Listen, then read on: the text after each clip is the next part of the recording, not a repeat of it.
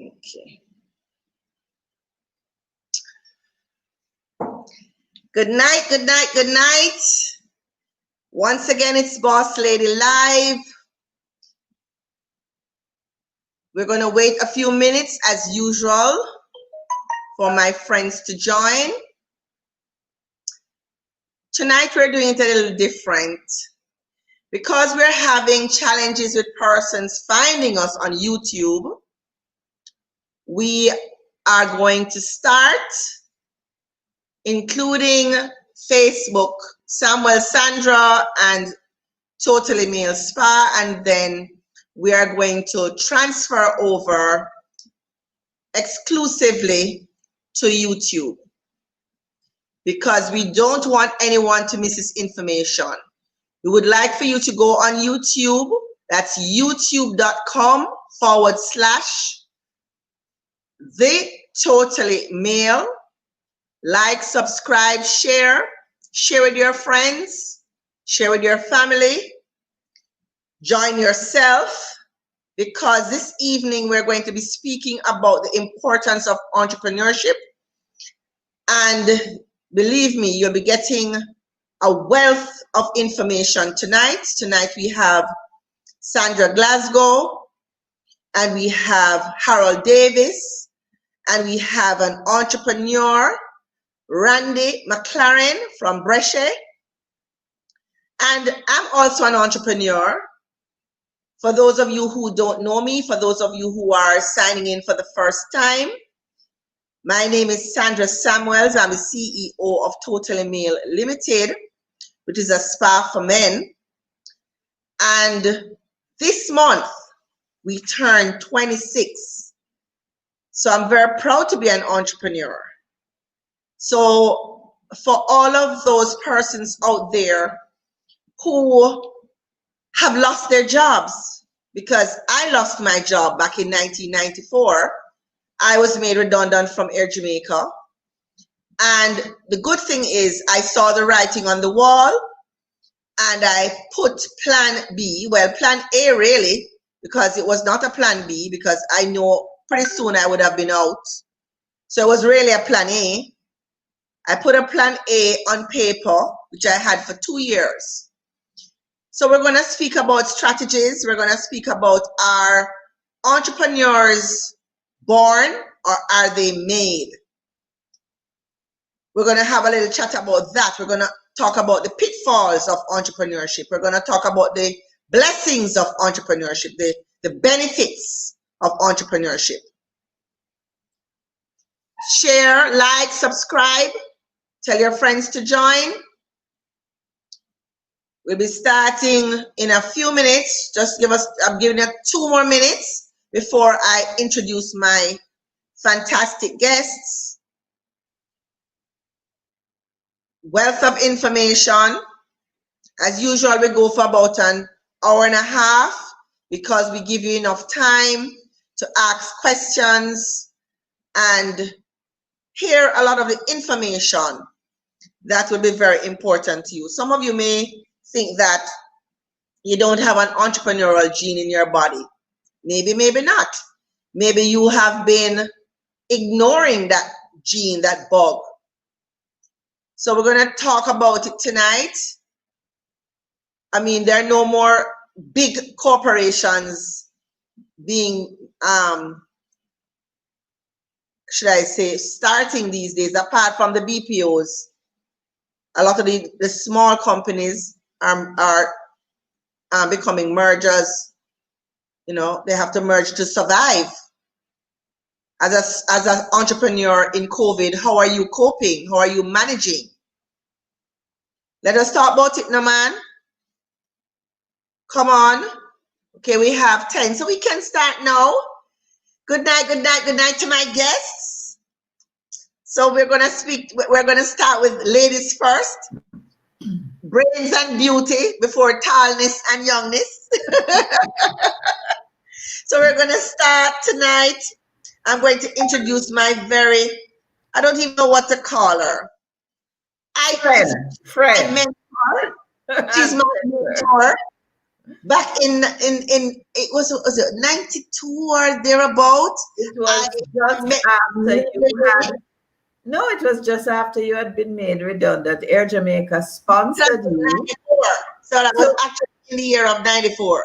yeah, Air Jamaica sponsored you to Right. come to my workshop on how to start a small business in How to Jamaica start and a small business succeed. and succeed in Jamaica.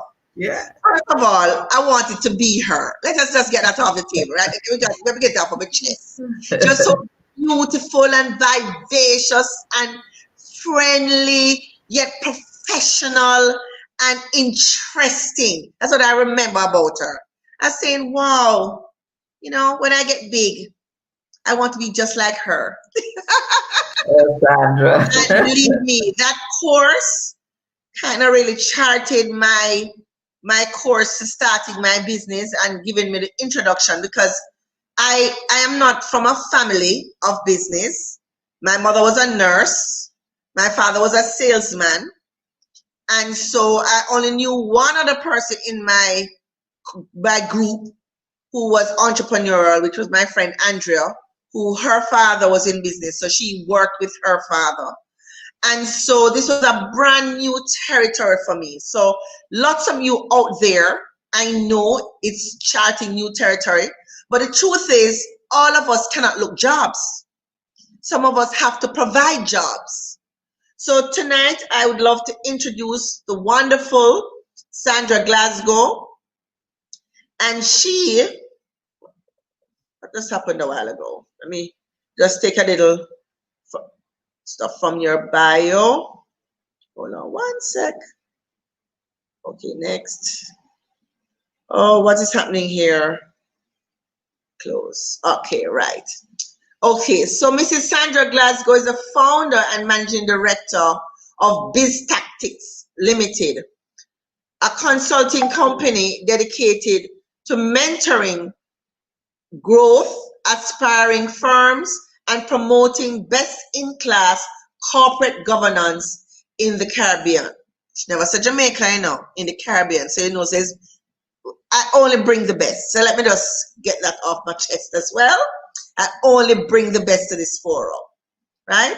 She is a co-founder of Jamaica's first angel investor network, First Angels Jamaica, and her company manages the network's end-to-end processes. This year, she was named as a senator representing Jamaica at the World Business Angels Investment Forum. And I want her to tell you about herself a little bit, but Mrs. Glasgow was Jamaica's Eisenhower Fellow in 2000, so I want you to tell us a little bit about that. What does that mean exactly for those of us who don't know? She currently serves on the Global Council of the Eisenhower Fellowship, the board of directors of NCB Financial Group, and many other groups. Sandra Glasgow, welcome to Boss Lady Live. Thank you, Sandra. Thank you so much. I'm thrilled to be with you this evening and with my friends here, Harold and Randy. It is. I don't think that the guests understand what it means to have a Sandra Glasgow and a Harold Davis to speak to them on entrepreneurship at this time. Now, Harold Davis is our next guest. Hi, Harold. Now, Harold is a trained industrial engineer with over 25 years experience in industrial development. His areas of specialization include creative industries, development, finance, agriculture, business development, energy management, and micro, small, and medium-sized entities, MSMEs, development strategies. He is a specialist in MSME clustering development and management and business incubation systems. He'll tell you a lot more about himself because his own is also very long. So hi, Harold. Welcome to Boss Lady Live. Hi, Sandra. Thanks for having me, and thanks for having me with my. I also admire Sandra Glasgow. I so want to be like her. And of course, Randy is my schoolmate. So an admiration Oh, went to society good we school. have here because when Harold starts to play his tunes, you know, Look here. he's my That is a whole other program. That is a whole other program. And then last but not least, we have Randy McLaren, sorry, who is a fellow entrepreneur. In 2015, Randy and his brother, Davian McLaren, co-founder of Brescia, on their veranda in the One Love Island of Jamaica, having started out with an old domestic sewing machine and big dreams. Today, he serves as the managing director and chief dream maker of the 5-year-old 11-member social enterprise. The Young Leaders of the Americas Initiative alumnus is also an award-winning dub poet, creative activist, former Jamaica Youth Ambassador, as well as a Prime Minister and Commonwealth Youth Award recipient for excellence in arts and culture. Brescia exists to create a world where families are purposeful and prepared for life. They currently craft and distribute a range of tangible dream-making experiences.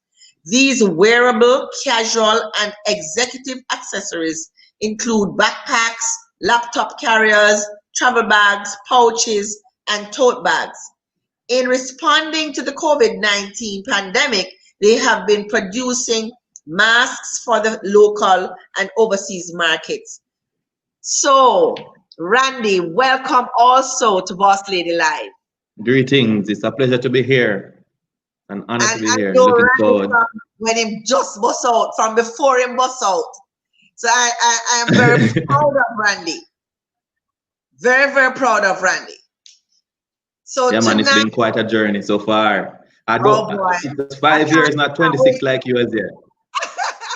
I can't wait for you to tell us your story. So let us start with Sandra. And Sandra, how did you get into this whole entrepreneurship business? I mean, back in 1994, it's only certain brand names really, and a few older folks really that were even thinking about entrepreneurship. I mean, when I came into entrepreneurship, there are very few persons that I could reach out to and say, okay, help me here or help me there, because I didn't know many people who were entrepreneurs at that time. They were older, much more established. Now you have a Jamaica full of entrepreneurs with great ideas, awesome products. I mean, and I know you have a major part to play in all of that. So just give us a little overview of from when you started and fast forward to now. Yeah, so I went to UE, and I was always a science student at school, and I have a bachelor's degree in natural sciences from UWI Mona. And my first job was actually working with my dad, who had a group of companies. He had always wanted me to come join him in the firm.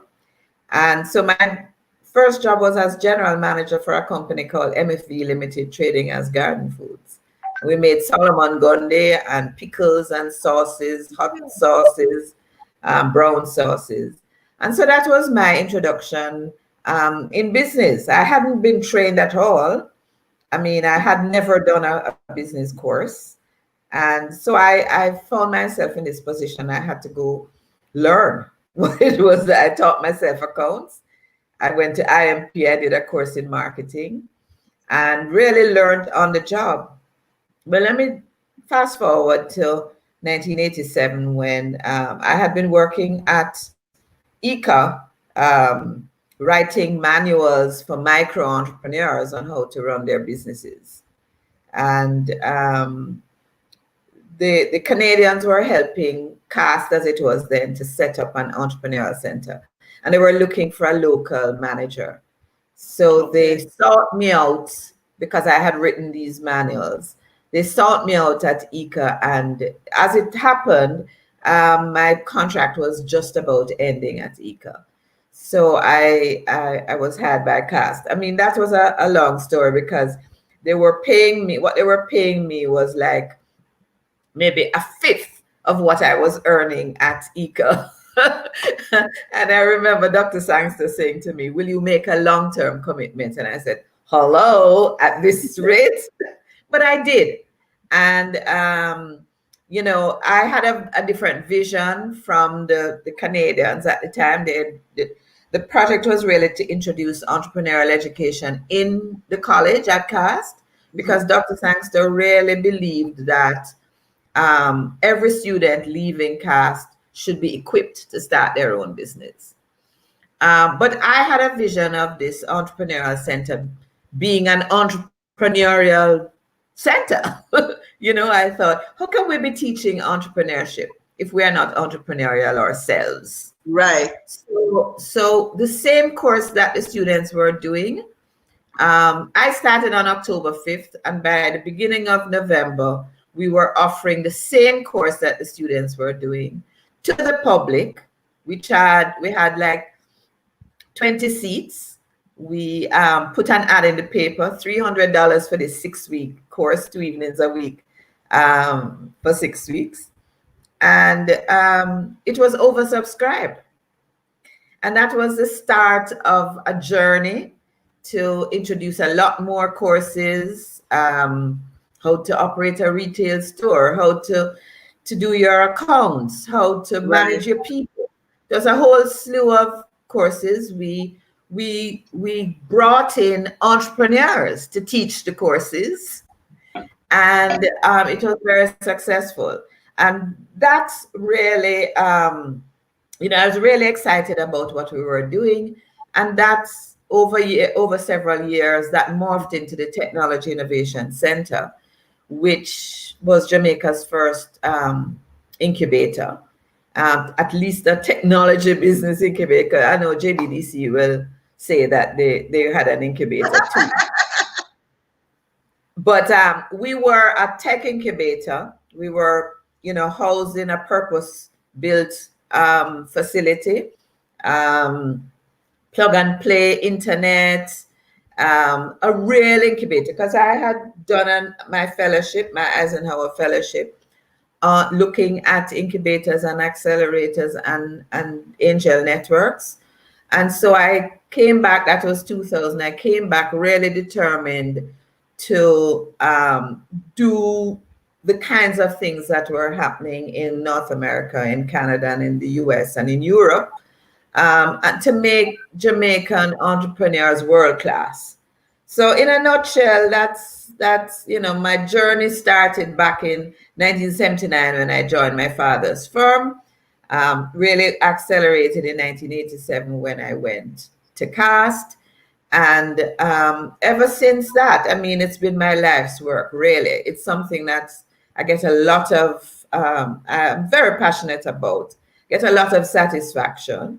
And in fact, when I was at UTech, when it became UTech, and we opened the TIC, I had tried to start an angel investor network in 2004. We had brought down a specialist. We had gone across the island. We had recruited people. Michael Leachin had pledged $1 million towards a fund. It just wasn't the right time. So in 2014, well, the economy wasn't even ready. You know, it would have been really difficult for high net worth individuals to part with equity, you know, money to put into businesses when they could earn, what was it at the time, you know, like 30% interest on their deposits. You know, it would have been a challenge. So it was 2014 when I got together with Joe Matalon and JJ GWAX, and we started First Angels. And that's the journey I'm on now. Fantastic. So how do you, in your eyes, because you are there, I would say, before the thing busts out. So the reception of entrepreneurship then versus now. Yeah. What is your take on it? Yeah. You know, I mean, even when we were talking about starting an angel network in 2004, it was going to be a challenge because entrepreneurs didn't like the idea of having somebody else invest in their businesses, you know? So there are a lot of things that mitigated against, you know, successful entrepreneurship. There are, in fact, I tell you, we used to do a lot of work with micro entrepreneurs because all the aid agencies had lots of money putting into microcredit, you know, giving microcredit, and everything was like at the micro level. And I said, you know, when I look at a lot of these businesses, they're not growing. You know, they're sort of stagnant. And then, you know, in the early 90s, when technology started to take hold, I remember at the Entrepreneurial Center, we had the first fax machine in 1998. And we were offering fax services. We made lots of money from offering fax services, you know, because it was so novel and new. And we could see that technology was going to be a major player in getting our entrepreneurs up to another level. It's kind of like the BPOs starting with, you know, their call centers and getting into value added. We saw that was going to be important, and that's why we focused on technology with our business incubator. But I would say a lot changed maybe around 2013 when the World Bank came in and started doing, there was Digital Jam, Harold, you'll remember. A lot of, they started doing these pitch competitions. Everybody was running a pitch competition. And then in 2014, I think First Angels changed the game. Because we started paying attention to the fact that a lot of entrepreneurs were not having access to financing. You know, people were having difficulties getting money from banks. And as a sort of banker sitting on a board of a bank, I understand why the banks won't lend to many SMEs. Especially startups. Especially startups, right? So, I mean, I think First Angels, and at the time Alpha Angels, although Alpha Angels hasn't really come into its own, but we changed the game in terms of, you know, a commitment to provide financing for startup companies, you know? And so I think a lot has changed. The quality, I have seen the quality of startups improve. Young people, I find it really thrills me that there are so many young people who are not even out looking for a job. They're determined to be entrepreneurs, you know, and that to me is a big deal, because I really fervently believe that the only way we're really going to grow as an economy is if we have more businesses starting, more businesses surviving that early startup phase.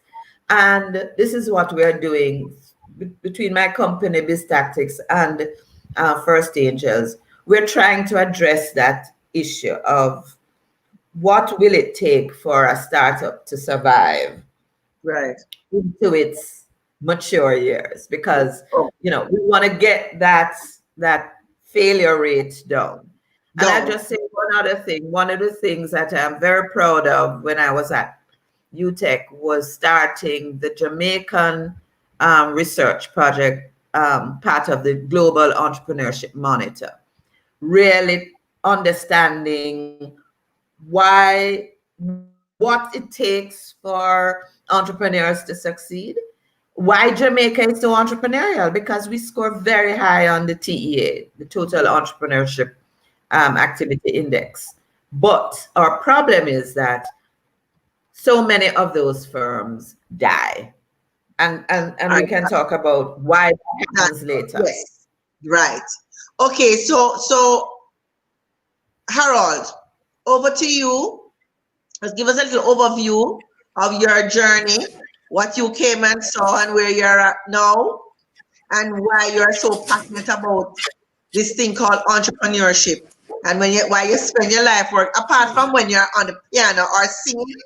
The rest of your life is spent in your family and entrepreneurship. Yeah, man. And that Yeah, man. totally mean, And that yes, totally yes, meal yes. as well. No, I, like Sandra, believe that the entrepreneurial spirit of Jamaica, if we hone that properly and get that to be consistent in its viability, in its value, get entrepreneurs to be world class, reduce the mortality rate. This is the way that Jamaica is going to strive. This is the only way that we're going to make the strides that we seek to make. I personally, I will go further and talk about the creative industries, but that's another conversation. In terms of the value of the creative industries to the whole economy and the growth. But my journey started at my first job when I left university out of West Indies, Trinidad, was with Exim Bank. And my job was as an industrial engineer to go into the various companies that the bank was interested in financing and look at the operations management, look at their structure, look at their business processes and things of that nature, and determine for the bank whether or not it's worthy of the bank's money. Yeah. So that gave me my kind of first kind of look. And there are small businesses in the main, small and medium businesses, not so much micro businesses. That forced me to understand the importance of business structure, of business processes, of entrepreneurial skill set, entrepreneurial mindset in terms of in terms of how persons approach the business. When we started JBDC in 2000, Jamaica Business Development Corporation, in 2001, entrepreneurship wasn't that sexy.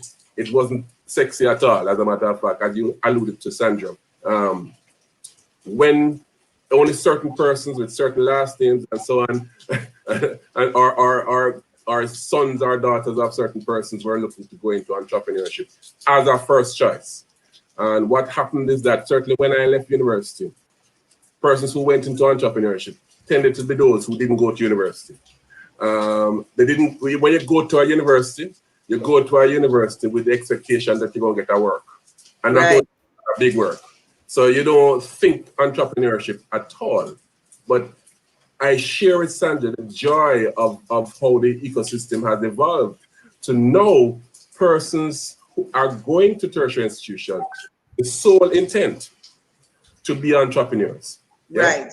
I got smitten from very early, and JBDC came into the game in 2001. And our mandate from the government was to foster the development of the micro, small, and the medium-sized businesses through a suite of strategic services, consulting services, training services, coaching services for micro and small and medium-sized businesses, such that we can reduce that mortality rate, as Sandra spoke about earlier, such that we can create more world-class entrepreneurs, such that we can increase the level of competitiveness of our entrepreneurs in Jamaica.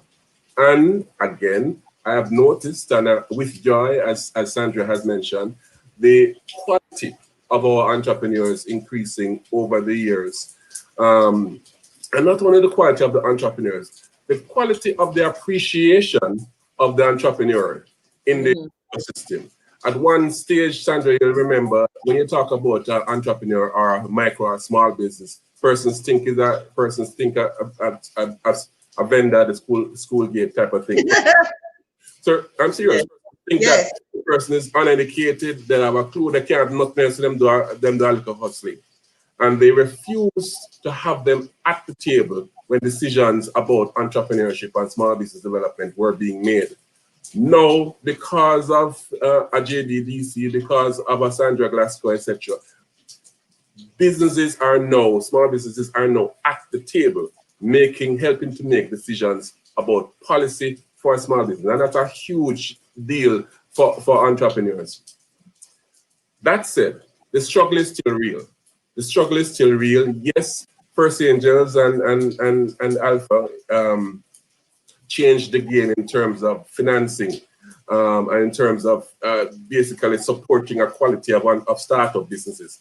And I believe as well, because of that game changing and work that we also have been doing with ecosystem, the products for the entrepreneur have improved.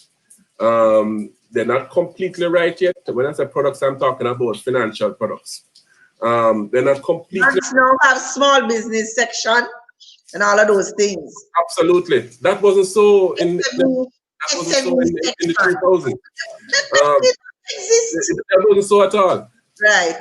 It ought to be, because it was still a work in progress, and we're still working with it on a daily basis to coerce, to move the products in the right direction, right?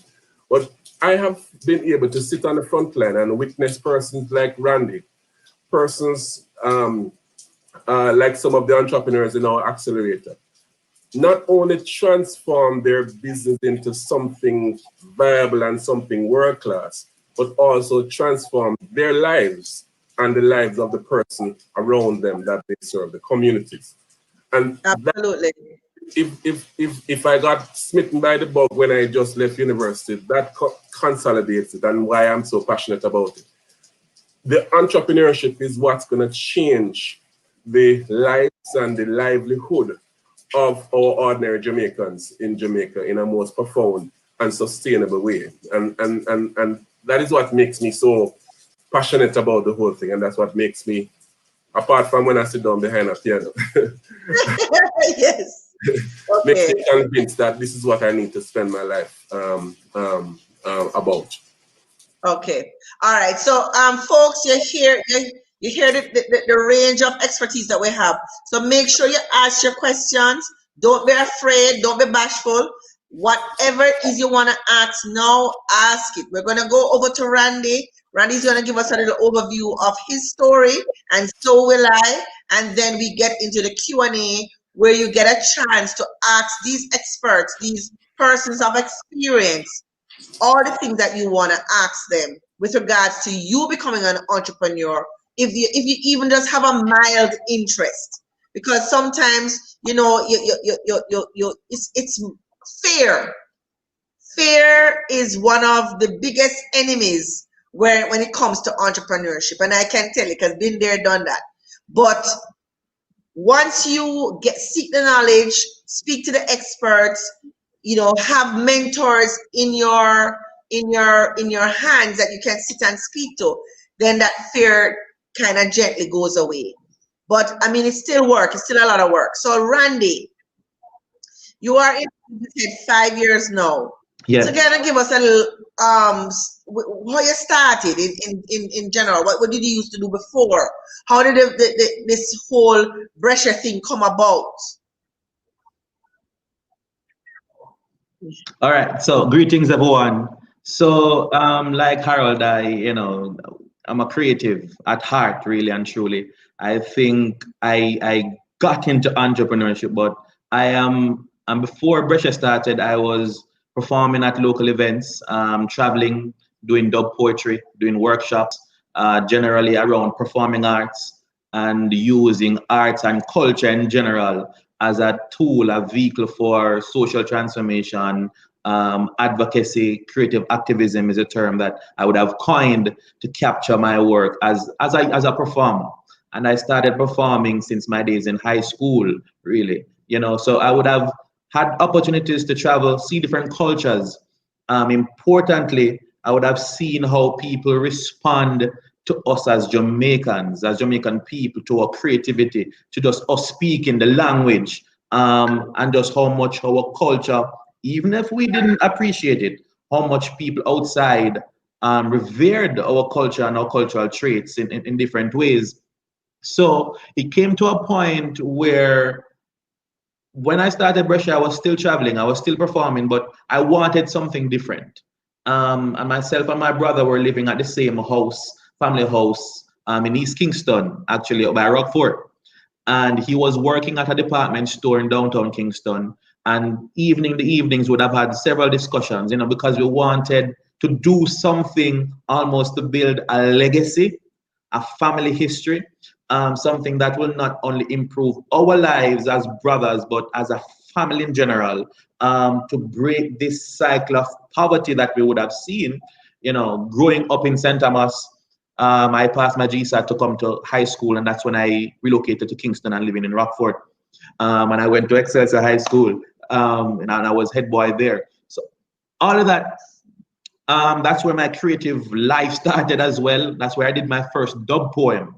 And, at heart, I believe I'm a creative, but I suppose being an entrepreneur, it is about creativity. It is about taking an idea and, fully forming that idea. Writing a poem it starts with an idea. Entrepreneurship starts with an idea. And so in 2015, or a little earlier, because we had the idea before, we said, what could we do that nobody else is doing in Jamaica right now? We had an old domestic machine on the veranda, right? So my brother, who is now a self-taught designer, we decided that we were going to start a bag company, a bag brand, because at the time, nobody was making bags in Jamaica or in the Caribbean at large, right? And we looked at the numbers that we're importing annually, and we said, we have to do something about it. And so my brother would literally pull apart old bags, and then start to create his own designs, and practice using the sewing machine, until we eventually had something that we thought that was fit for the market. We checked around, asked friends what they thought about it. We posted the first photos to Instagram and Facebook, and we got our first 3 orders. We took the 50% deposit from those orders, and we invested that money into buying the fabric, the thread, and everything else that we would have needed to start manufacturing. And that's, in a nutshell, how we got started on our veranda in East Kingston with an old domestic sewing machine, really. And that's how Brescia was born, out of an idea to take brand Jamaica to the world. I realized as a dub poet, whenever I would have brought 50 CDs after a performance overseas, though I wasn't any big name like Harold Davis, people would have bought the CDs fresh from the performance. And so I would be coming back home with US dollars and pound and Canadian dollars or whatever the case was. But I realized that though we had these intangible aspects of our culture moving, so people loved our music and the way we speak, we didn't have tangible aspect. We didn't have products moving with the music wherever people love the music in Japan, but where are the products to back up this culture and the music? It was non-existent. And so that's a part of our larger mission. So we've started with bags. It doesn't mean that's where we'll stop, So from both of us starting it, we're now a team of 11. Myself at the helm as a creative, and it's going good so far. We've had our ups and downs. We are a family company at heart. I am certainly not just in it for the money, but I would have learned about the people, profit, and planet.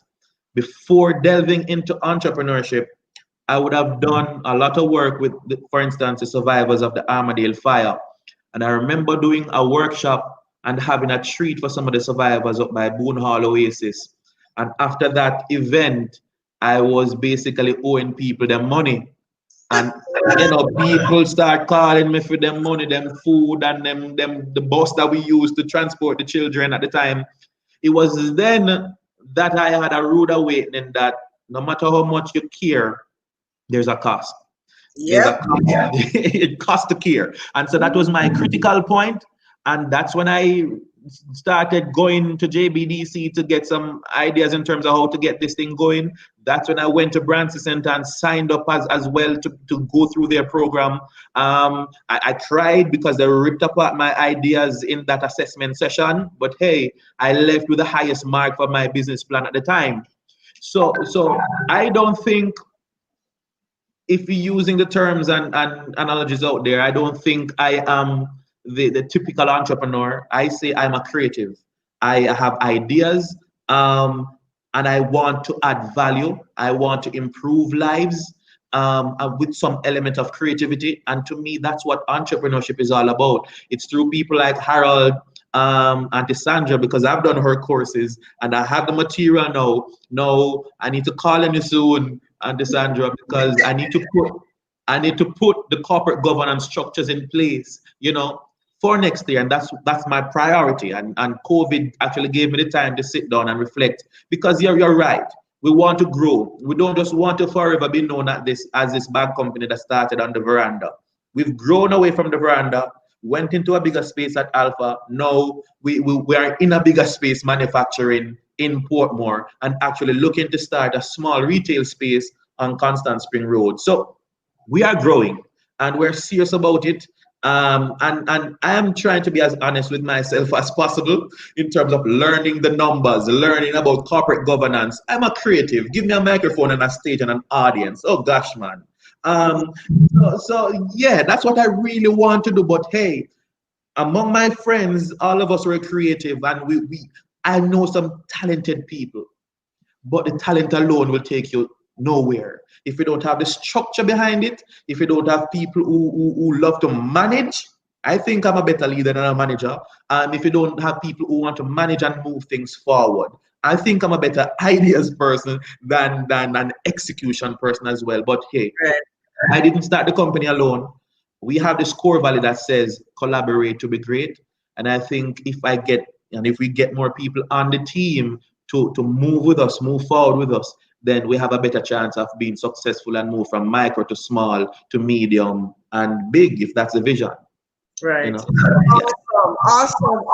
Awesome, Randy. So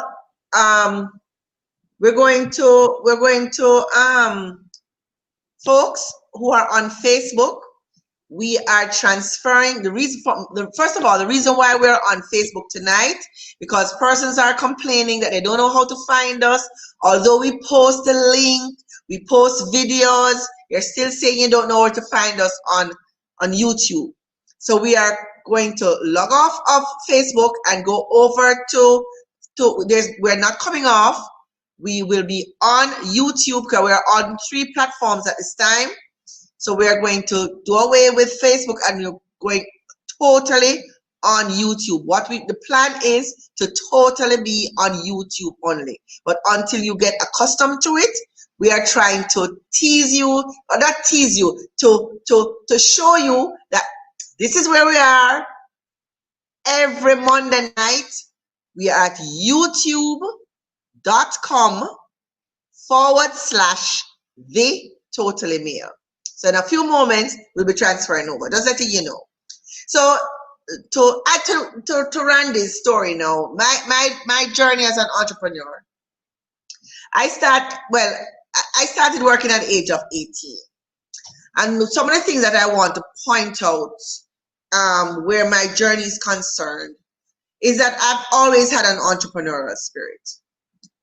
But my mother, she was a nurse, and in her mind, you only have these careers: doctor, lawyer, nurse, teacher. You do hairdressing when you drop out of school. Barbering wasn't even in my purview, although I was cutting the boys' hair in the neighborhood. I was creaming my auntie's hair without any training, creaming, cutting, coloring. All of those things came natural, like breathing for me. Never thought of those things as a career at no point in time. When I was at school, I had a singing group. Myself and about 4 other girlfriends, we had a singing group. I used to make their clothing. I was what would you call a hustler. You're always doing something to make money. Singing at barbecue, singing at weddings, singing at Junkono Lounge. Listen, but I never grew up in that kind of setting where somebody said to me, look, you don't have to look for a job. You can create your own job. And so that's why every opportunity that I get when I speak at schools or institutions, I make persons know that there's nothing wrong with doing something in the meantime. Nothing wrong with that. And that's how I view the work that I was doing. And even if you're doing a job for in the meantime, you still give it 100% of your talent and your time and your expertise. Not because it's in the meantime. So when I started as an accounts clerk, and then I went into flying. Flying was something that I had put on paper from age 12. From my first trip to New York, when I saw those beautiful ladies in their lovely uniforms and them stocking and them nice uniform, them look nice. I said, boy, I want to be a flight attendant. And I held to that dream and I put it in writing. And that's why to this day, I believe in a vision board. Because I didn't know what a vision board was at the time. But all I knew, I held it in my consciousness and I went for it. When I decided to apply to become a flight attendant, I always tell this story. I don't even remember who the person was. I shared my idea with a friend who I'm sure she was well-meaning. Told her when I applied for flight attendant. She said, no man, it's only brown people. And you have a foreign language? If you don't have a foreign language, you can't get through.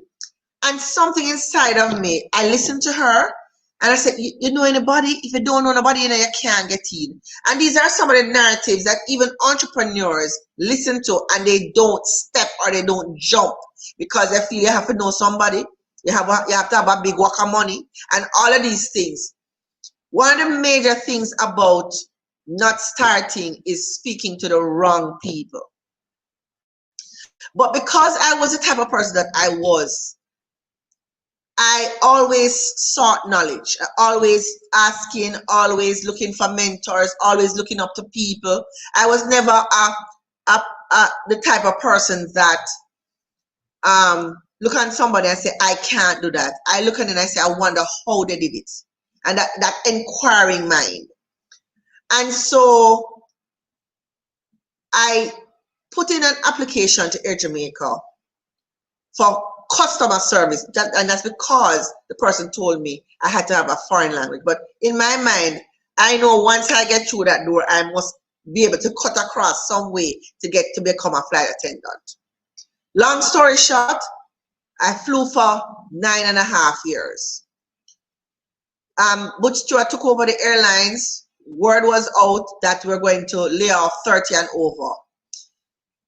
I used to admire the men that come on the flight in first class, nails well done, push to the bone, suit well sorted out, everything. And I mean, I admired well-groomed men. And I started to carry in, because we had the opportunity to travel. You remember ICIs? We don't call them ICIs anymore. Do they even exist anymore? Or everybody are just now entrepreneurs? But back in the days, they were called ICIs, informal commercial importers. So I became an ICI.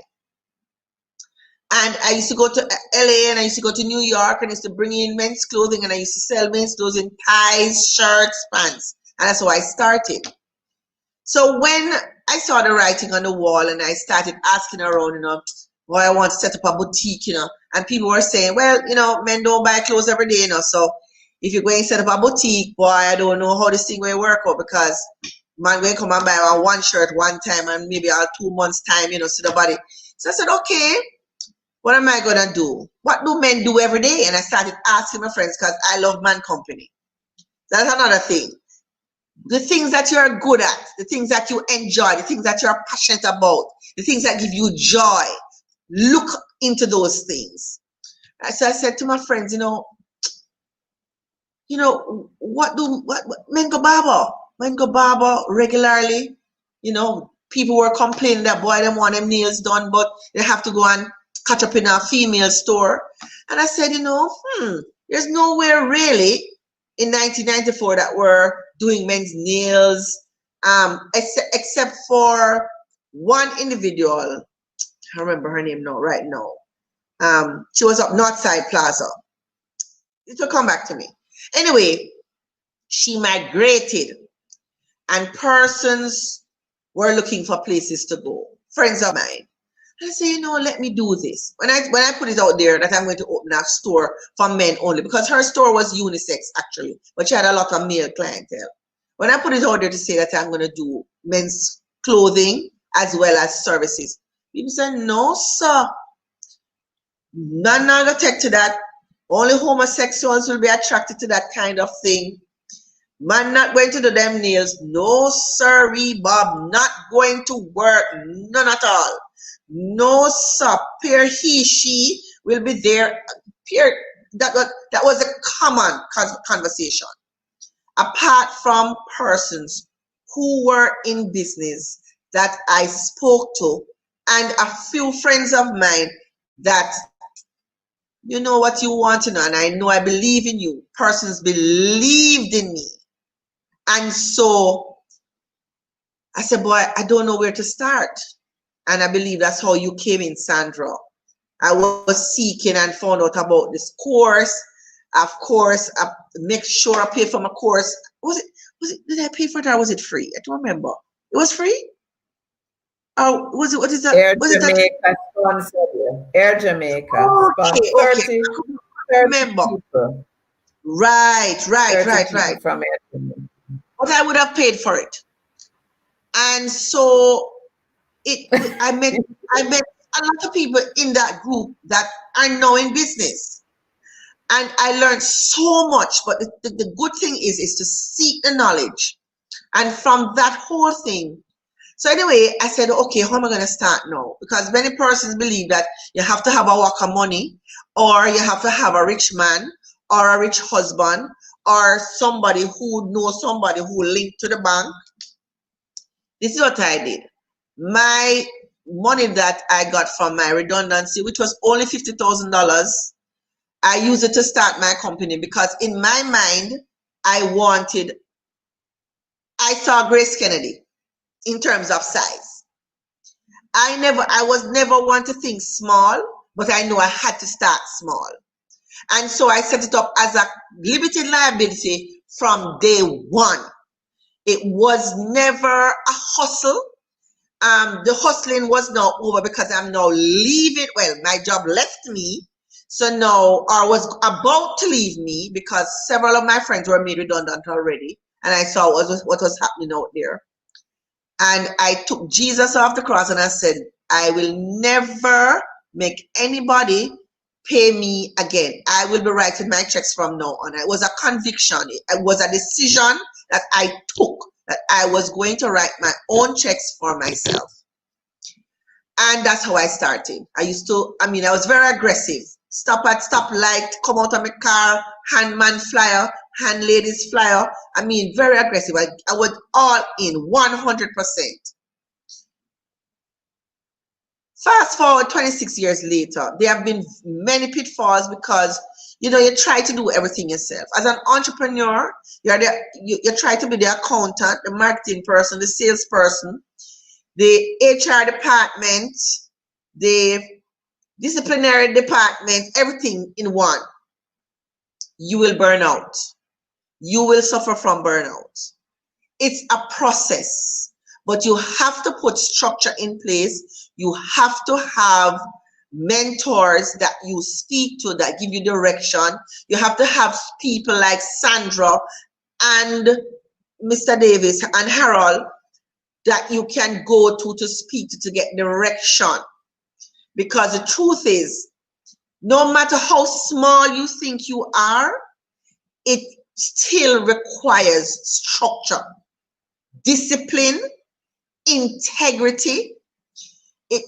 You have to manage human resources, you have to manage finances, you have to manage all these things. Now, the challenge that I have, and I'm going to start first before I hand over to you.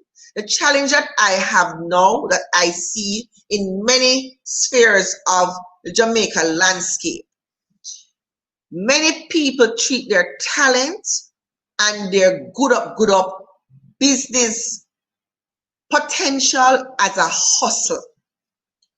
And this is because when people talk about why I don't want to pay no tax, why, the tax man, and why, and they talk about their money, me little bit of money, and me little bit of this, and they downplay what could actually be a very substantial business. Because one, they're not talking to the right people. Two, they don't believe in themselves. Three, they don't surround themselves with the right people. And two, they do not see themselves as entrepreneurs. Now, in many areas, if you go and you say to somebody, I'm a barber, they change the subject and they talk about something else. If you say, oh, I'm the managing director of Totally Male. Oh, really? And how long have you been the managing director? I'm still a barber. So it's how you pitch yourself. It's how you enter a room. It's how you deal with your profession. A lot of persons doing nails and hair. Listen, Sandra is a CEO or a bigwig in her sphere. So is Harold. So is Randy. So is Mr. Leachin. So is many big companies. They all go to the barber or they have a hairdresser.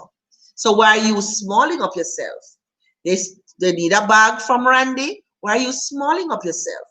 Everybody is big in their own right if you look at it in the right eyes.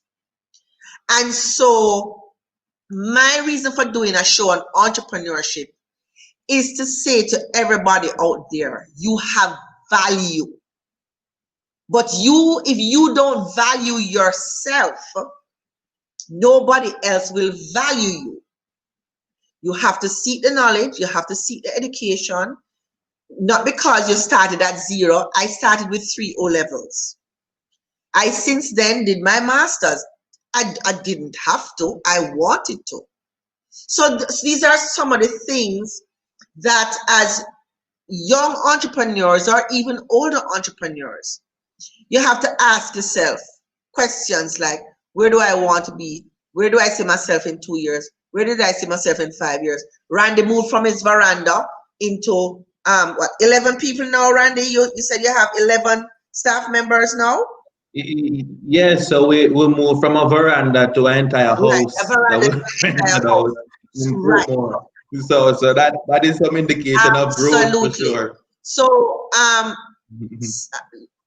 oh yes, but my girlfriend is actually on and she said yes, our group was called Footprints of Love, where we used to sing at many functions and earn money from very early, because my mother's favorite word when I asked her for something was no. So I know I had to earn very early in life if I wanted to get what I wanted. And that was just our mindset. So Sandra and Harold, I want to ask you, do you think entrepreneurs are born or are they made? I'll start with that because that question I get asked all the time. For me, it's a myth, that entrepreneurs are born, not made. I mean, there are a number of qualities that if you have them, it makes you more successful, I mean, you talk about commitment, determination, perseverance. I mean, discipline, leadership, creativity, even Randy talked about.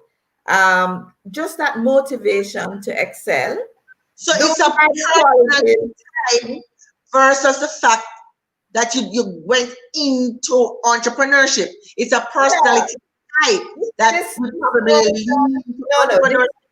this notion that you are born an entrepreneur. No. So where does that fire come from? You learn, I mean, the same kind of fire that you had in your belly doing something else can be transferred to building a business. So I don't believe in that entrepreneurs are born. I think they can be made. If you have some of those qualities, you can build on them.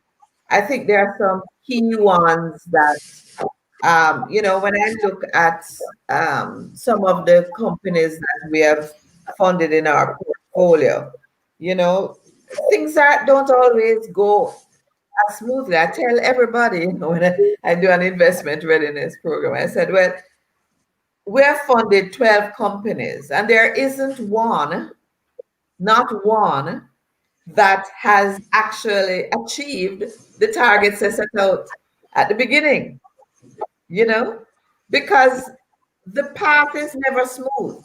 You know, you do your business plan and you throw together some numbers and you say, oh, that's what we're going to be doing in year 5. No, no, it's not, right?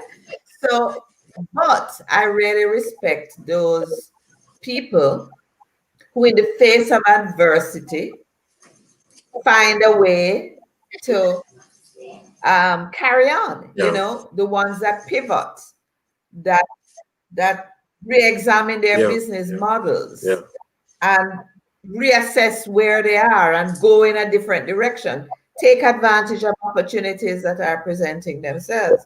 So there are a whole host of traits that make for successful entrepreneurship. And those are things you can learn. I mean, to tell you the truth, that Absolutely. I mean, I really believe in training a lot, because I find, I don't know, Harold, if this is your experience as well, a lot of the people who are starting business, starting out their own business, they have not learned, they don't know any business. They don't have business skills. They don't have the knowledge. But if they are committed to learning, I mean, Randy talks, like many of the entrepreneurs I've met, afraid of finance and accounting. You know, it's knowledge that you have to gain, and there's skills that you have to learn. How to manage people. It doesn't always come naturally. You know, how to lead people. But if you are committed to learning, then those are skills that you can develop. You, Harold? Yeah, I agree. Yeah, man, I agree, because I don't believe in the bond thing. You know what I mean? Yes, as Sandra said, there are certain qualities that make for good entrepreneurship that persons may have innately. Yeah, but I know a lot of creative persons who are not good entrepreneurs. Yeah, so although creativity and innovation is a natural, is one of the attributes that you can bring to the table to be a good entrepreneur, it's not sufficient in and of itself. It's not sufficient. It's a combination of skills, most of which you have to learn. Somebody has to teach you, and somebody has to mentor you as well. Not only tell you how it goes, but mentor you. Say somebody who you can go to and say, boy, you know, so I try that, but it never quite work out. What you did do? And then say, oh, if that happened to you, don't worry yourself, man. Don't worry yourself, man. All you need to do is X, Y, and Z, A, B, and C. You know what I mean? And you have to be of the mindset to want to learn as well as an entrepreneur. You have to be of that mindset, you know what I mean? Because you're up on a constant learning thing. The Japanese call it Kaizen mindset. You have to be on a constant learning, constant improving thing of your mindset. Quick story. We went to, and to just tell the importance of mindset and how you see yourself, yeah? We went to St. Elizabeth some years ago, true story. And there was a room full of mostly farmers. You know, these are micro farmers from their 2 acres to probably up to 20 acres of land, farming all kind of something, many of them doing well. And we went in the room, we're going to do our business development session with them, costing and pricing or whatever it was. And I said, can I see the hands of all those persons who are in business? Not one hand went up. Then I said, okay, can I see the hands of all those persons who are farmers? And everybody put up them hand. So they don't see themselves as business, as being in business. They see themselves as a farmer. I don't know in their mind what a farmer is, as opposed to what a business person is. You know what I mean? Again, it comes back to what you were saying earlier, Sandra. You have to see yourself as an entrepreneur. You have to see yourself as a business person. You have to be serious about this particular journey where you're on. You see, right. and decide that you are this. And in order to do this well, this is what you need to learn. This is what I need to do. I need to do finance and accounting. I need to understand corporate governance. I need to, first of all, register my business as a limited liability because I expect to grow. For instance, I'm just saying, you know, it's not born. It's a set of traits and things that you can learn if you want to, and if you're serious.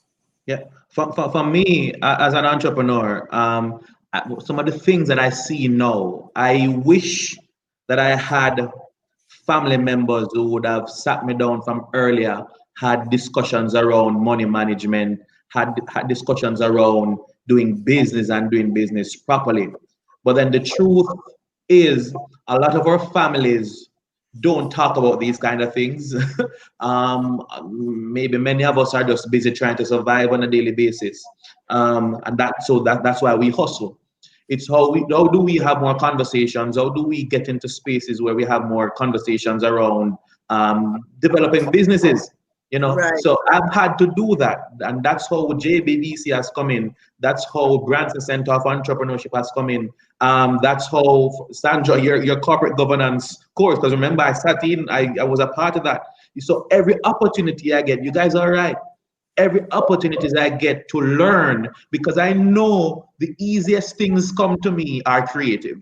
Ideas, I'm not short on those things. Right. And a lot of us as Jamaicans, we're not short on ideas. We're not short on talent, but we lack the discipline and we lack the knowledge oftentimes.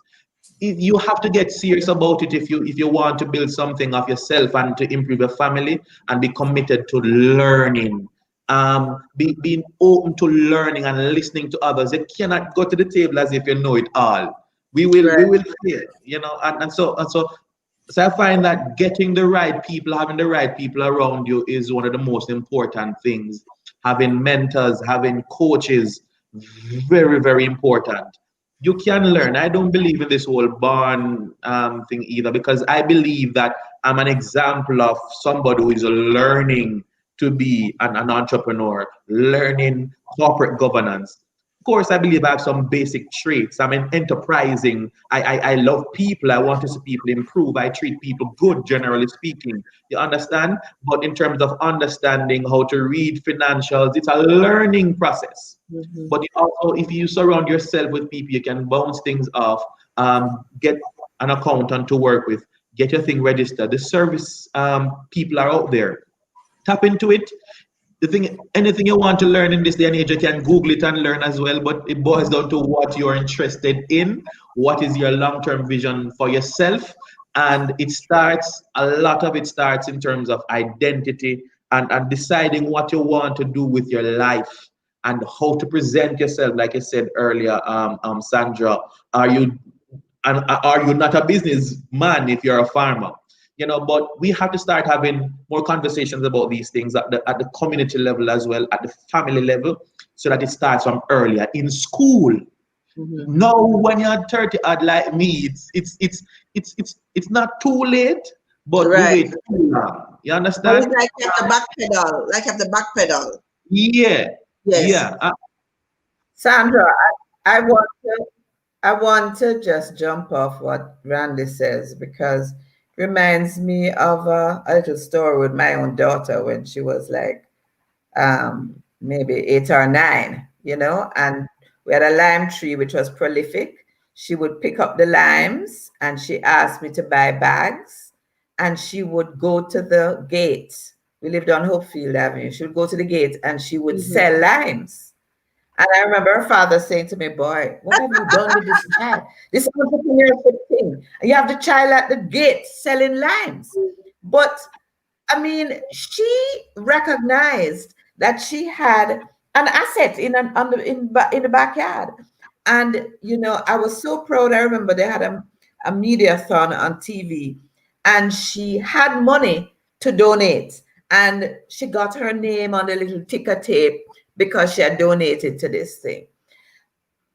It's the difference between, frankly, Black people in Jamaica and Black families Yeah. who are trying to start businesses, and other ethnic groups who have a long history, generational history of entrepreneurship.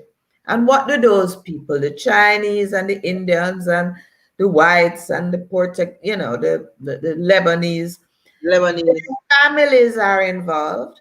Their children hear business being spoken about at the dining table, Yes, in the living room. So it becomes a part, their knowledge starts to be honed from a very early age. They're not going to school to learn those things. They're actually Right. learning it in the home. And if we Absolutely. want our economy to, grow Flourish. in terms of growth, we as Black people need to inculcate those our children ought to be learning the language of business. We need to have them involved in the business. It's no shame, you know. Yes. And this old time thing, I know, same thing, Harold, when I went to St. Hugh's, if you had to do business, it meant you were dunce because the Yes. girls were doing sciences and Or if you did interesting is because you drop out of school. right. But that's not the case anymore. No. And we have the opportunity to bring the next generation, our own children. So young people like Randy, if they have children, I'm encouraging them to get your children involved in in entrepreneurship. Let them Sandra, learn from the just start. to back up what you're saying. A lot of the mom and pop shops, Black owned, they spend their last and they send these children to university. And the children come out of university, and before they take their knowledge and experience from what they have learned to the mom and pop store and build it up, they want to go and work at a bank or at an insurance company. Or they don't even want to start a business for themselves, Yeah, the man. same mom and pop store that educated them Yeah, man. because it earned enough money to educate them Yes. or even get them in the right sphere to get the education. Yes. But it's not good enough to come back to build. I don't know. Well, I suppose because the parents didn't have that knowledge or that mindset to kind of hand it down. Even although they were in university, they still didn't pick it up.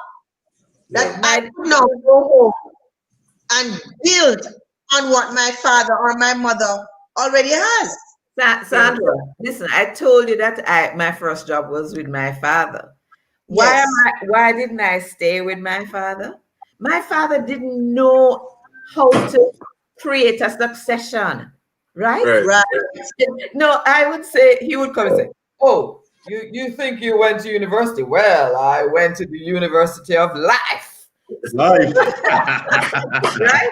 So when I was trying to bring in, new ways of doing things, he was resisting it. So it's not only that the children don't want to work with the parents. No, I've done a lot of work with family businesses in particular. In family business governance, there are a lot of nuances about succession planning, strategic planning. I mean, it's a whole new, that whole intersection between the family and business is a really big deal. Yes. So if you don't know how to do it, and the generational differences. the other You don't like it and I didn't make money. You coming now with your new ideas and that don't have any sense. Exactly. And the other ethnic groups have had many generations to work it out. Right. We are just really getting, this is like, we're just starting on that path. And the truth is that, Sandra, most of our medium-sized businesses in Jamaica, yes, are family-owned businesses. Right. You know what I mean? So it's real. The problem, the issue is real. So we have an opportunity I noticed you never called me when you said young person. You talked to Randy. You know, I kind of have a problem with, but it's all right. No, Harold. Someone said You're not young she didn't grow. She didn't grow up around any entrepreneurs. So I did below that was that she didn't know that there was an option for her. Yeah. Yeah. Right, but one of the things for me when I was performing as well, I think there's so much work to be done in the general creative industries. And so I'm in manufacturing, and I had no knowledge about manufacturing and stuff, but I'm willing to learn. That's when I started to learn about Kaizen and constantly improving and processes and systems. No, I'm not perfect at it, but I know enough to keep things moving, and at least I've identified ways in which we need to improve or get better, or what structures we need to put in place. If I can't do it, then I can reach out and should reach out to somebody like Uncle Harold. No, it's just recently I found out that industrial engineering is your background, sir. You know, I didn't know that. Yeah. You know, but we sometimes we have people around us who we can bounce things off as well, and who but we don't reach out. You know, we're shy maybe. Sometimes I remember. Randy, I just said that. Let me say it again. I said it before. It may have missed some of the ears of the people. I want to make sure I'm directing this conversation, this point to them. Do not share your ideas with the wrong people. Important. You are going to share your idea with someone who has no clue about business. What are you expecting to get from them? You have to share your ideas with someone who has experience and even has the ability to direct your path. Even if they don't know what to say to you, they can direct your path. They have access. Yeah. Many times people don't get off the ground is because they share their ideas with the wrong people, naysayers, people who believe. My mother, and it could be your relative who loves you dearly, but because they're right beside you, you're sharing your ideas. For example, let me just give you an example. I could not sit down and discuss business with my mother because to spend $2, oh God, to borrow money. She loves you to death. She don't want you to fail, right? But she doesn't understand business. That don't make my mother a bad mother. That don't mean that she doesn't have use. She's a nurse. That's her lane, right? She don't know anything about business. Never went down that road any at all. She is fearful of spending beyond a certain amount. Borrowing money is like major to her. So as much as I love my mother and my mother loves me, that would not be the person for me to discuss my business with. Yeah. You know what I'm saying? Yeah. I look at my girlfriend, my go-to person, which is Andrea Cowan. She grew up in a business family. So I am sure if she don't have 2 nuggets, her father would have 2 nuggets to give me to direct my path. It may not be in the area that I am in, but let's say, okay, Sandra, this is what you do. Okay, so and so and so and so. So these are some of the things that you have to be careful. You have to be careful of who you share your ideas with before they kill it. Because you're already nervous, you're already fearful. And so if you discuss it with someone who is just as nervous and as fearful, you're not going any further. You're just lacking knowledge. You're just dead in the water. I want to emphasize a point that was made in passing, but I think all of us really, you have to know what you know and what you know. Right? Absolutely. And to be humble enough to understand what you don't know and to ask for help. Because sometimes we think that we know everything that there needs to be known under the first face of the earth. Now, right. Adam, back in the day when he was alive, he had a bus business. You know, them days that when he used to transport workers from Wyndham and Pegasus and some of the hotels home at night. So he had a lucrative enough contract that started out with one bus, ended up with two, and gone to three, and so on and so on and so on. So my father was an accountant, but my father never understood people management. Like stubborn. I don't know, because I'm so not stubborn. I'm just saying. Didn't want to take telling. As my mother would try to talk to him and say, no, you can't treat the drivers so type of thing. You have to talk to them. Yeah. And what happened? What happened eventually is that the drivers was yamming out in pocket at their time, literally. Right. Because he didn't have sufficient structures in the business. He didn't understand people management at all. Even though he's an accountant, so he probably seen the books and seen the and understand and can't understand where it's coming from. Yeah. But his pride wouldn't allow him to, even though my mother was trying to give him counsel. She's not really a business person, but she would not even her she wanted to listen to, much less so it's very, very important to be humble enough to know what you know, and more importantly, what you don't know. And absolutely. Ask for help. Seek it out. They helped about the place. Showed Sandra, showed JBDC, showed me. You know what I mean? So with that said, Harold, what would you say are like the top 5 qualities you say entrepreneurs would need to have to become successful? I know it's general, but and how does one start? How do you get your feet wet? How do you take that leap? Because my thing was, whilst I was at Air Jamaica, I had this thing on paper for 2 years.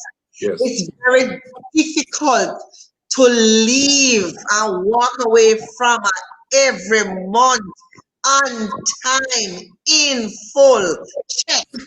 Go to uncharted territories where you don't know if you're going to earn dollar. How do you make that leap of faith? How do you jump? I mean, yes, preparation is one, but your heart and your head. I mean, leaving a steady 9 to 5. Yeah. Become an entrepreneur. How do you do that? There's no one answer for that. There's no way I can tell you when is the right time, to leave your 9 to 5 and go into entrepreneurship. What I can tell you though, that in order to start on sound footing, most of the reasons why entrepreneurs fail is that they don't start on any kind of sound footing. They go into it without sufficient thought, without sufficient research. Research is not a word. Research is not a university word either, right? But you have to do your research in terms of the environment and understand. Just like how you understood that there was a need for men to find somewhere to go, to do them nails and that type of thing. There was a need. You did your research. You know what I'm saying? So you have to go in prepared, first of all. And preparation is not a bad word.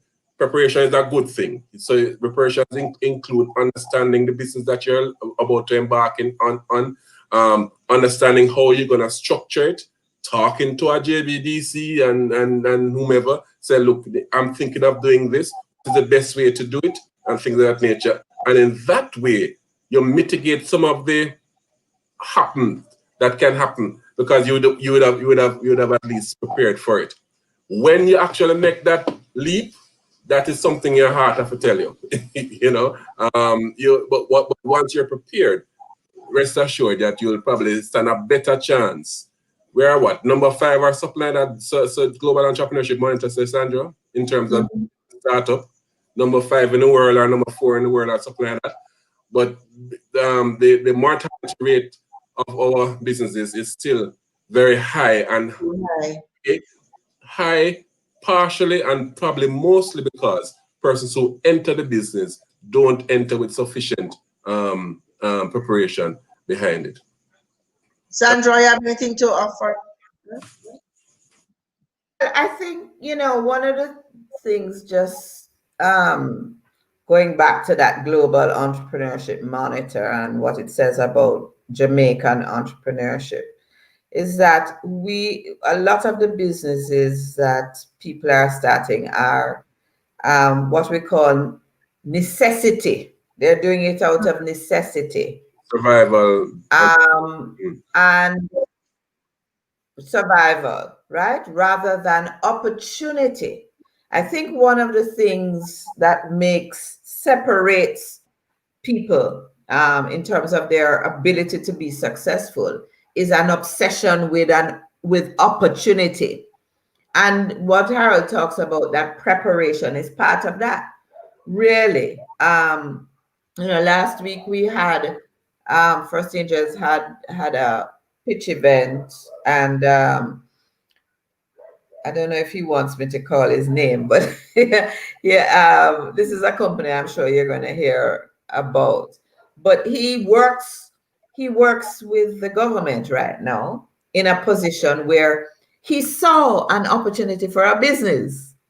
This was his job. So he had access to data. And he spent years. He put money in. He got a team together. He did started with a little pilot project just to test out how it was. He's still in his job. So he's looking for funding, and he made a commitment to the Angels that if he gets this funding, he will start this business full time. So that's what we call traction. So if you have an idea, start working at it. Get a team of people together. Maybe you have a full-time job, so you can't devote your whole time to it. But if you can get a couple other like-minded people together, get started. Because investors really are not excited about investing in something that, there's no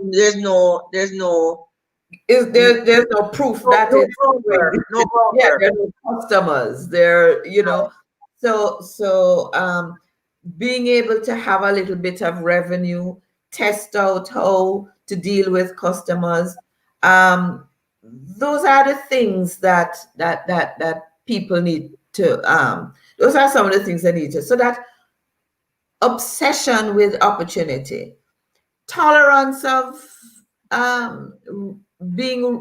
not being risk averse. You have to be tolerant of uncertainty. You have to be a risk taker. I mean, not a gambler, but you have to be able to deal with the uncertainty that comes with running a business, especially starting one, and so even this whole COVID pandemic, I think, is separating the real entrepreneurs from maybe the hustlers, right? Because a real entrepreneur is now going to say, well, what's the opportunity in this pandemic? Where can I find an opportunity? So if I was going to start a restaurant, and restaurants are, let me start a virtual restaurant. Let me get on one of those delivery platforms. Let me do curbside delivery. I was very impressed with one of the restaurants that I frequent, or I used to frequent before COVID. And, they were prepared to come out on the road and with their card machine to deliver my meals. Right. Now we're online. So do you have a website? Are you e-commerce enabled? Sandra, stick up in.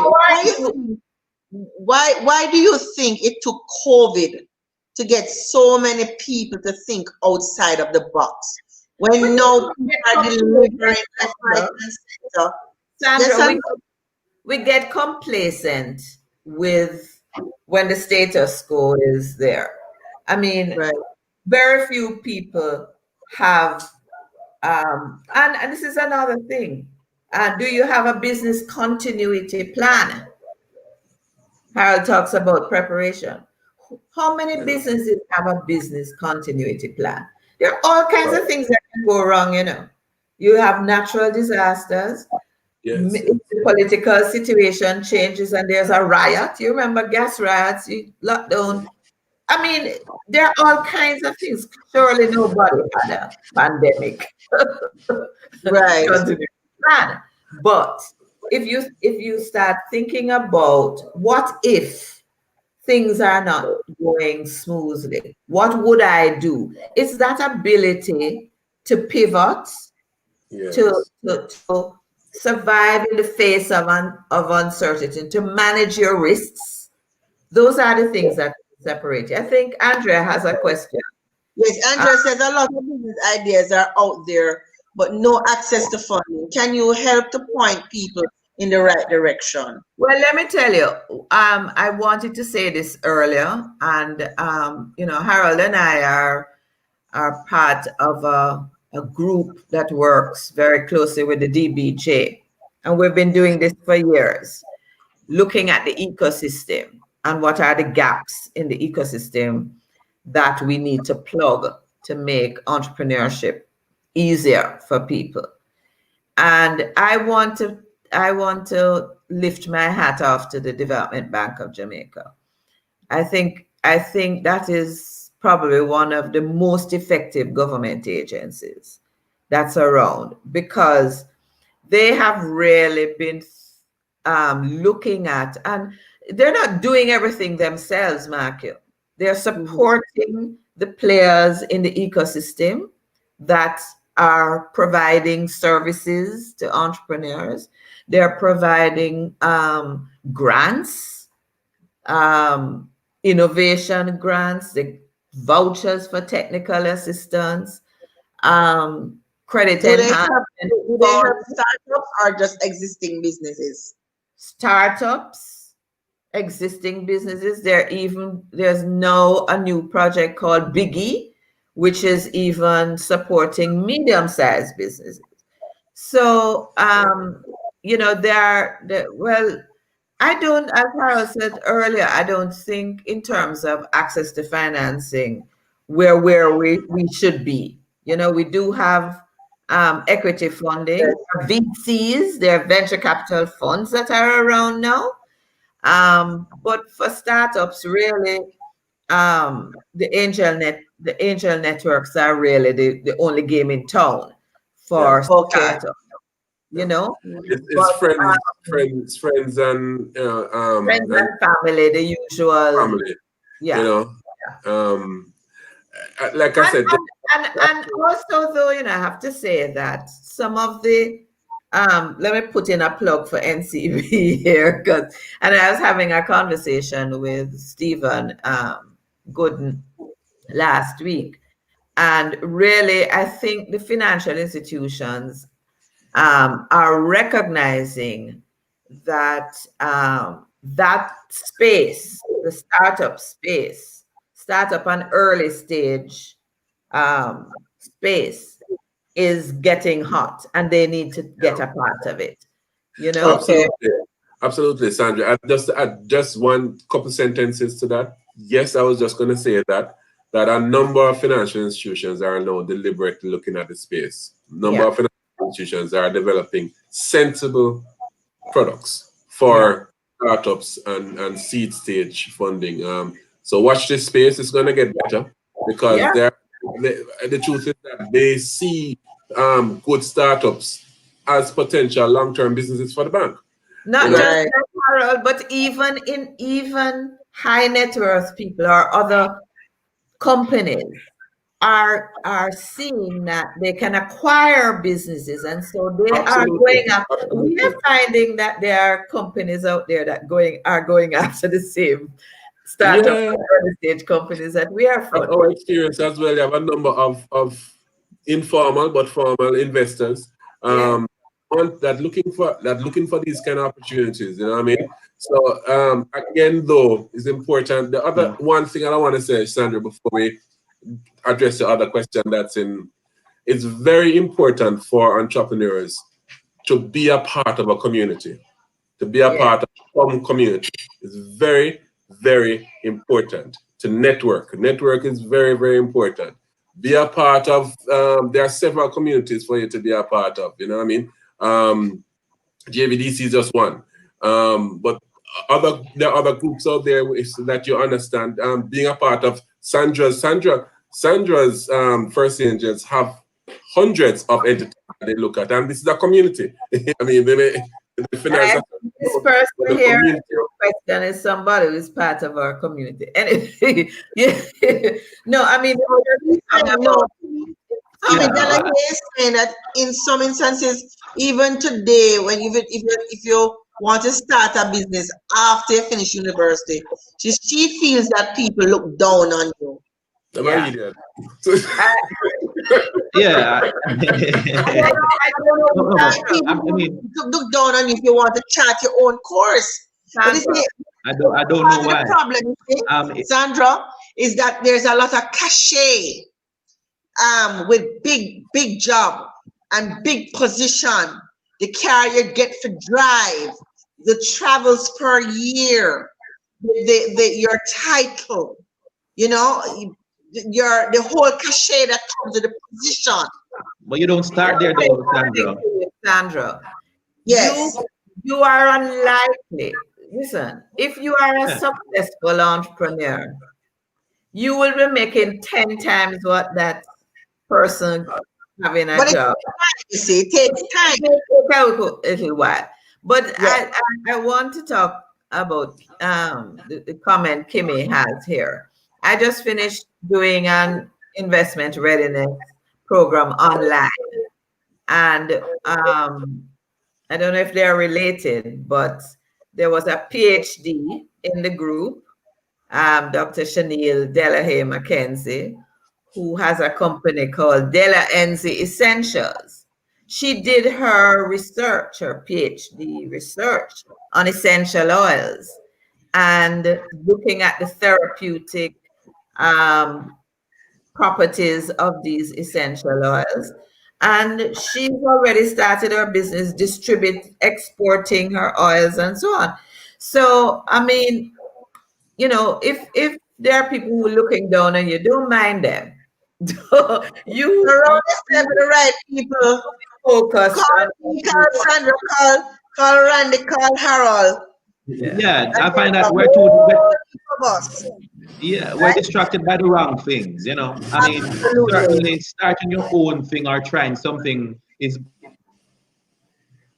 certainly better than sit, because we know that a lot of people finishing university don't have opportunities to get a job oftentimes, right? And I don't know anybody who is leaving university and going into a job where they're getting all those benefits that you're listing out now. That takes time as well, right?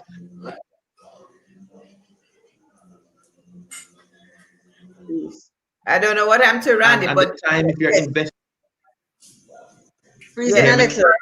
I thought you were frozen. No, he's frozen. If you have an idea, that's good. I'm still freezing. Yeah, better now. You hear me now? Okay, yes. Great. If you have an idea that's solid and you bounce it off and you find the right people to talk with and you do your research and it's solid, it's a solid opportunity, then go for it. You know, I mean, we started out of pocket pretty much. So to get yourself ready to go to the Angels, because as you rightly said, Sandra, and I learned these things from listening to you guys as well, you need to show that there's traction.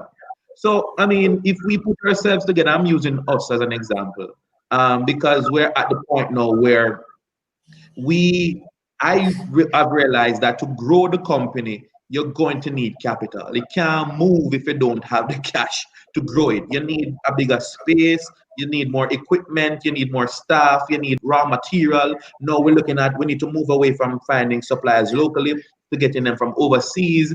Now we're looking at more exports. That means the labor force will have to, we need capital to do that. And now after 5 years, we can show history of what we've been doing for those 5 years. We also have a bank account or bank accounts that we've been running things through. So we have a history. Now, we have to learn these things. You need to have an account. Don't just get the money and spend it same time. Because over time, if you're serious about growing, You have in place. structural Everything thing. the bank. Yeah, but also don't think that to start, and because you need attraction, there are ways for the business to fund itself initially until you get to that point where you realize that traction is there and you need to grow further. Get your deposits in, and you can keep things going. But when it gets to that point, if you have the right structures in place, then you can make that next step. It surrounds conversations around business. We are having the wrong conversations sometimes. We don't know how to build the wealth, and we don't have the experience of growing things, but we have to know that we can learn if we're talking to the right people, and if we're serious. One of the things I never forget in that investment readiness course, for instance, and it boils down to us understanding ourselves as entrepreneurs, the people that who start the thing, is, do you know yourself to the point where if you're going for investment or you're 5 years, 6 years, 10 years down the line, but you see where, Jano, so we could have reached much further. Am I the one best suited to play this function in the company? Are you prepared to say, hey, I can still be a creative force behind the business, but I don't necessarily have to be the CEO, for instance? Right. These are tough conversations to have. Very Because tough. when you start the thing, you And you get see me? what, Randy, Yeah. let me back you up. You see, when you Yeah. carry it from zero to Yeah. here, so how do you let go? That's Because it. I say you cry when him mash up your teeth. I haven't gone there yet, but I can just imagine because I know that I do a lot of things my way, which is not Yeah. necessarily the right way. And sometimes it costs you. Sometimes, I mean, you have financial, you lose money. Not sometimes, many times you lose money because you are not necessarily the right person to have that, to do that part of the job. Yes. And Yes. so fear again, and fear of letting go, and fear of losing control is a biggie for us entrepreneurs, but you have to really come to that position where you say to yourself, boy, for the betterment of all, like when you reach out 26 years now and you really need faith, jump, as really and truly an idea like totally meal is not something that is wanted, it's something that is needed, because I mean you are customers of mine. A lot of them who come to a totally meal never even know that they needed this service. So I am thinking franchising. You alone can't franchise. You alone And hey, I mean, we're talking about it, but I'm living in Portmore now. I would run the Portmore franchise for you. I ain't scared you. Yeah, no, Not quite, Randy, not quite the same if you are doing it. Then what? Then what? It's not quite the same if you are doing it. you need to multiply. In the background. But yeah, I mean, no, and I'm saying this, but it's serious. Since relocating here, and I'm saying there's a ripe and ready market here because there's a distance between traveling, to Kingston. Right. So you have an opportunity right now, and I think I've said it to you before. But it's a tough thing. But again, we have to come to grips. It depends on how big the vision is, because as I said, The heart needs to be bigger. yeah. So you really need to just let go and come to that place where you need to say, okay, for the betterment of all concerned. Like your staff too, because they need to grow as well. Definitely. Yeah. So before we wrap up, though, I want to get this in before we wrap up. I don't want to come off this live without asking Sandra and Harold, do you think Jamaica is serious? The government of Jamaica is serious. No, we're not talking about what I'm saying, right? Like a man promises things or a woman promises things and don't deliver. We're talking about what they're doing. Do you think that Jamaica, the government of Jamaica, we're not talking about who is in and who is out, talking about, are we really serious about entrepreneurship? Do you think we are ready to go to that next level? I think that there are some, I mean, JBDC, Jam Pro, DBJ, I think I mean, there's a lot more that could be done, obviously. But I have seen, especially in the last 10 years or so, a real investment in helping entrepreneurs to, succeed. I would say that obviously there is more that could be done. I want to say though that I think that there are some things that we could be doing much better, like education, entrepreneurial education. Is it in schools yet? It's like not, high school? you know, that CXC, I gather CXC has an entrepreneurship course. And I know my friend Alfie has junior achievement, which is doing a lot extracurricular in many schools. But frankly, for somebody who was involved in the early years of entrepreneurship development at UTech, for you, it's unforgivable for me that UTech doesn't have courses in every faculty in entrepreneurship that are structured for the various disciplines that they teach. And the same thing at UA. You know, every student leaving university should be totally prepared to start a business with the skills that they have, you know? Because even if they're not going to start a business, they're going to work in a business, they're going to work in an entrepreneurial venture, they need to understand what entrepreneurship is all about. All right. So there are things that could be done. The other thing is, I want to say, I think although my friend, the Minister of Finance, has announced recently some, improvements in terms of taxation, I think small businesses are way overtaxed. Yeah. Way overtaxed. I agree. And frankly, I tell people all the time, before I pay myself or anybody else in my business, the government gets first dibs the cash that I have. Because the penalty and interest is too much. Well, I mean, I am all for compliance, and it's something for the companies in our portfolio I push, but it's a real burden. It's a real burden. So I think that is something that I think the government needs to look at, especially for startups. The tax burden is high. Terrible. Yeah. Harold? I think we're way better now than we were, as Sandra said, 10, 15 years ago. 20 years ago, we didn't have a JBDC, so we are way better now. No, I think, and a lot of work is going on. I know that for sure.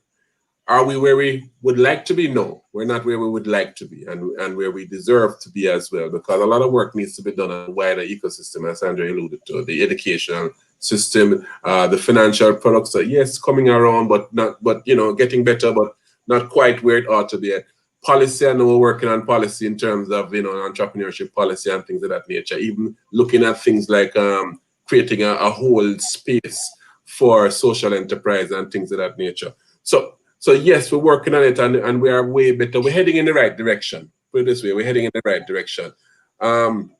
I think what's also important for us to be looking at as a country now is our innovation ecosystem, to make sure the innovation is inculcated in schools, in education, that R&D becomes a natural part of the fabric of our economy. A couple of years ago, Minister of Finance announced some incentive for R&D. R&D is not something that we tend to do naturally as a country, as entrepreneurs, as businesses, at whatever stage. So if that comes together a little bit better, and adds to the quality of the entrepreneurial kind of support that we have. I think the sky is the limit. And the last thing that I want, I can't left without talk about the creative industries.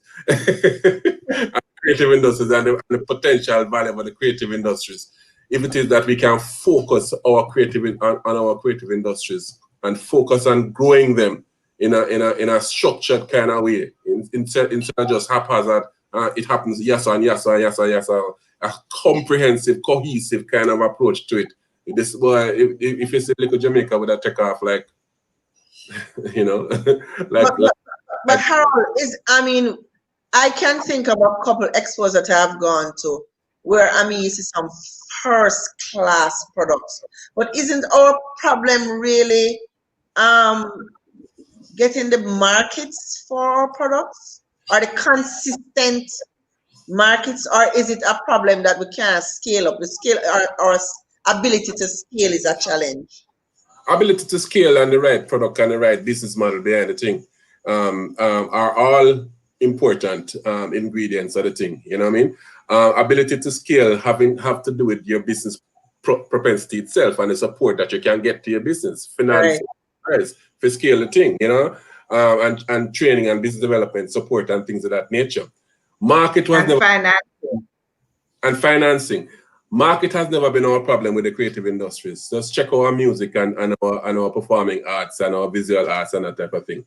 Is the ability to get to those markets in a new kind of way, using the new platforms, using digitization, you know, using strategies that are wholesome and whole government type of strategies to get to the market. You know what I mean? And I believe that the sky is the limit for us if it is that we get that right. Well, we have some other things that the government could also manage. Well, I'm not sure, because in this world of free market, I don't know how. But okay, for example, for persons like me who have to be in certain areas, all of us, we have to rent a location. Most of us have to pay US rent. If we're not going to go into a house or something, most of us have to pay US rent. And those are real challenges that either stunt your growth or put you out of business. Many people in the malls have to move out because the rent, it just balloons because everything is tagged to the US dollar. How can we navigate all of this and survive? If the government don't put policies in place to protect us. I agree. Work needs to be done. All Factories Corporation of Jamaica. Factories Corporation quoting in US dollars. You know what I mean? Yeah, exactly. I agree with you. Some work is left to be done. You're not earning US dollars. Most of us don't earn US dollars. Yet still, everywhere you go, the rent is in US dollars.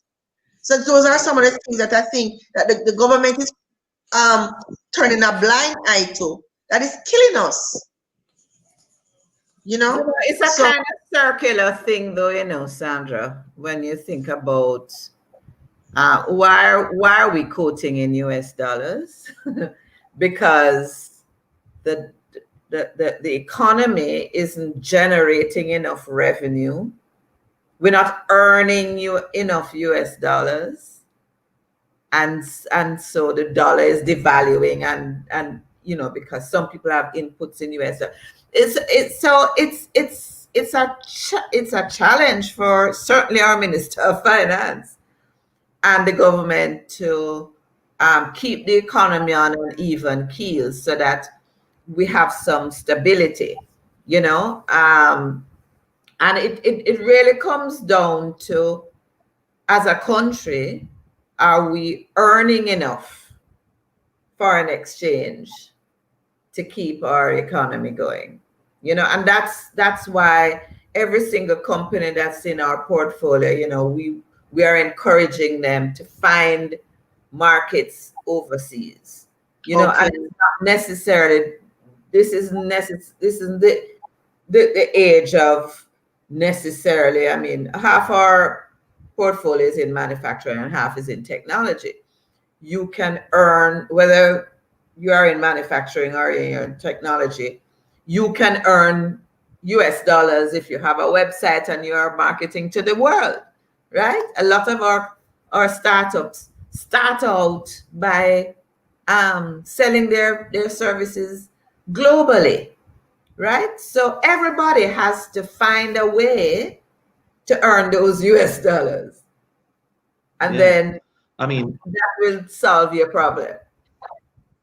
yeah, I Right? If mean, you earn we're US speeding up. dollars, then paying US dollars rent wouldn't be a problem. Problem, right? Right? Yeah. I'm just saying. I mean, COVID has caused us to everybody to be speeding up things. I mean, we are now a part of Export Max, and that was deliberate because now we're looking to drive more export as well, so that we can bring in more foreign income. Because people in the diaspora, we have a lot of clients in the diaspora in particular, so US, Canada, UK, they want products made in Jamaica, and not even just the diaspora markets, but people across the world. We really, Uncle Harold spoke about the creative industries. We don't understand the value of our culture, the value of our creativity. You get me? Because though it's manufacturing, it really starts with creativity, and it's manufacturing, but it's a part of the larger creative industries. That's how I see it. So yeah, the world is really there for the taking. Once we have products that are up to standard, and once we're willing to take feedback and willing to learn, and once you have a website and social media channels, then nothing is stopping us really. Apart from the fact that sometimes to get things out is so expensive. You know, to post things, to ship things, it just leaves us at a disadvantage. When you can get something moving across the US cheap, to get something out of Jamaica is costing you $10,000 to get a bag out, $6,000 to $10,000. That's ridiculous, you know. So the government needs to look at or postal services or we get things out. If we're going to go after export markets, then the logistics, customs, all of these things will have to be working in tandem, right? Just to ensure that we can compete on an international level. So it's not a question of the creativity of our products, or how we're adding value, or how we're innovating. That's one aspect, but I believe we have that. It's now how we set ourselves up in terms of how we can compete on a price and get things to people across the world efficiently and at a price where it can make sense. Yeah. Well, folks, we have come to the end. I mean, we're gone past the 1 hour 30 minutes that we had planned, but we could talk on this topic forever. The truth is, the Jamaicans are so talented. Gone are the days also when you have these big companies employing these massive amount of people. So you really need to try and come into the market with something new, something fresh. Even if it's not new and fresh, improve upon it, offer an excellent service. You can do a number of things. And COVID has caused many people to pivot. But the thing is, what I want to leave this program with, you hear the experts talk about what needs to be done, what is being done, what is out there, what is available. There's a JBDC, there's an angel investors. You need to put yourself out there. As Steve Harvey would say, you need to jump. You're already in business, you're thinking about expanding or creating employment for yourself. Don't leave your job and then try to backpedal and say, let me try a thing here and try it. No, plan out everything. Make sure that you have tried, tested, proven, researched, right? Speak to the experts, find a mentor, look on finances, look on what the market needs, all of these things. So all your background checks. Veronica said, thanks, guys. It was very helpful. Great discussion. Thanks for the insights. Everybody's saying thanks. The diaspora was also in the house. And, entrepreneurship may seem scary. Randy and I have done it. It is hard work. When we're balling at night time, nobody not really seeing us. But the difficulties, you're bored, you dust off yourself, you start over again, you seek the advice, you go to the bank. And the thing is, during this COVID period, I want to say to all entrepreneurs out there who are struggling, don't hide. Go in, talk to your banks, negotiate, renegotiate your loans, renegotiate everything, renegotiate your rent, renegotiate everything. The thing is that we need to survive this period. You may need to pivot, you may need to sell masks for a while, you may need to sell Amen. products for a while, you may need to merge and share space until this whole period has passed. We don't know when. There's no deadline. We don't know. Or work from home. Or work from home, so that you can cut down some of the overheads or do something else that bring in income. Sandra was saying there are several ways to also earn foreign exchange. So we just have to push, because if you lose your job these days, there is another job sitting there waiting on you right now. So you have to really be creative. Be creative, be optimistic, surround yourself with the right people, ask the right questions, seek the knowledge. Seek the knowledge, seek the education. Thank you so much, Sandra Glasgow. That's Thank fun. you so much, Harold Davis. Thank you so much, Randy McLaren, for joining Boss Lady Live, the space that brings you the information that you need, not necessarily want, but you need it. You need this information to just step out there and just be great. Jamaica is already great. We just need to know that Jamaica is great, and we can do a lot more than what we are doing now. When you travel the world, Jamaica, when you say the word Jamaica, it's like you live in paradise, and we do live in paradise. So let us make it paradise. It is up to us. It's not just up to the government. It's up to us to put ourselves out there and make things happen. Thank you, folks, for joining us. Have a good night. Thank you, thank you, thank you. Thank you again to my guests. May God bless you. May your baskets never be empty, because we know you are extremely busy. And I know you want to go to your bed, Sandra. It's past your bedtime. Harold, thank you, my friend, as usual, always there to support. Randy, see you, my kindred spirit. Blessings. Thanks again. Good night. Bye, everybody. Bye. Thank you.